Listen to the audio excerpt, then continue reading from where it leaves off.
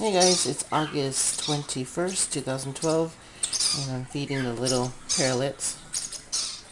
Looks like they're all full. Yeah, this is the youngest one right here. This is the oldest, the blue one. And this is the second oldest, the green pied, right there. And they're done eating. They were just eating. And that little blue male right here is the third oldest, and this is the youngest. You're a messy eater. You don't want no more? You're done? Okay.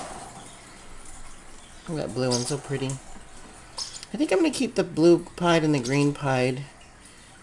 And I may keep the green males that are split just to see what kind of babies they give me. And so I'm going to breed one of the girls to the blue boy that I have. I'll probably breed that green female to the blue male that I have if he accepts her.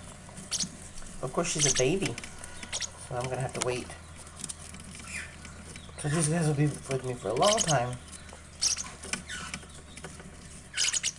They're so cute.